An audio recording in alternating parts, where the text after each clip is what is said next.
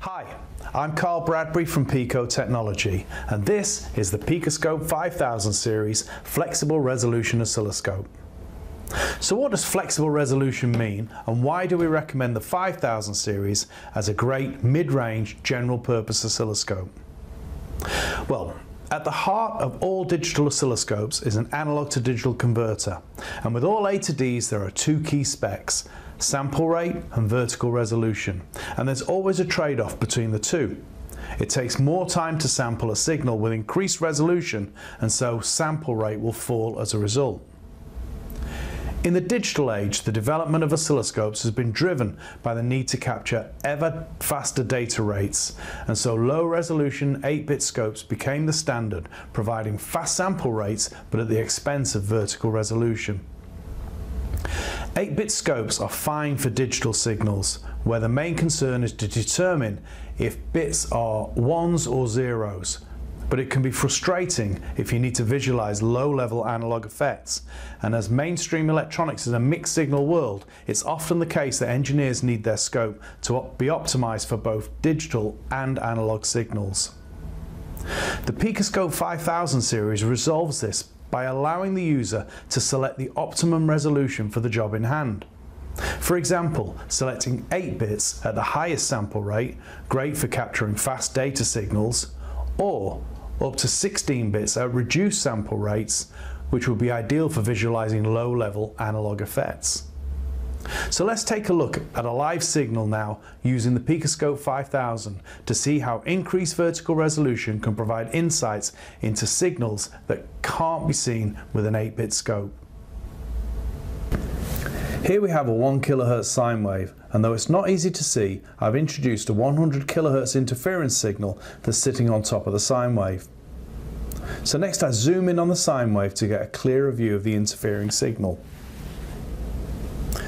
Now the 5000 is currently set to 8 bits vertical resolution, which allows for fast sample rate at 1 gigasamples per second, but only with 256 digitizing levels over the full vertical range.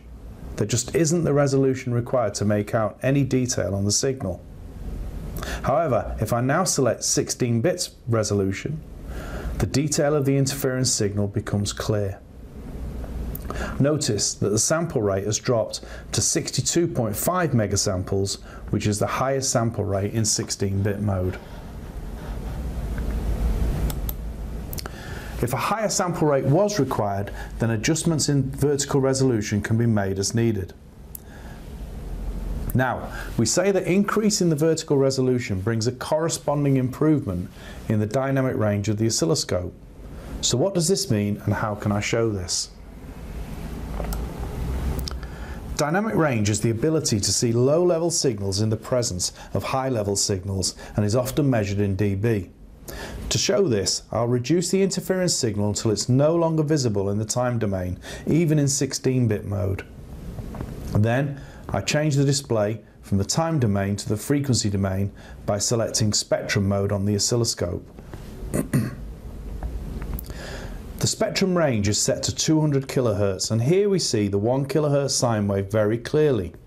But the 100 kHz interference is lost amongst the harmonics, and that is typical of FFT with an 8-bit scope.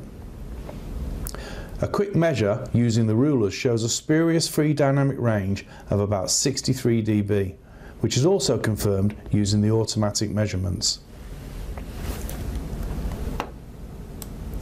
Next, I select 16-bit mode and see what a difference it makes. The harmonics fall away now, leaving the low-level 100 kHz signal clear to see despite being over 70 dB down on the main signal.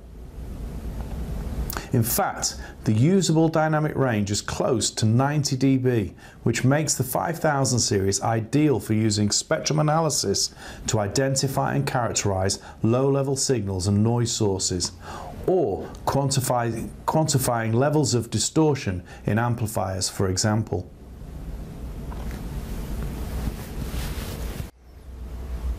For more information on the PicoScope 5000 series, visit our website at www.picotech.com.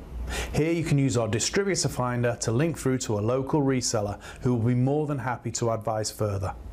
Thank you for watching.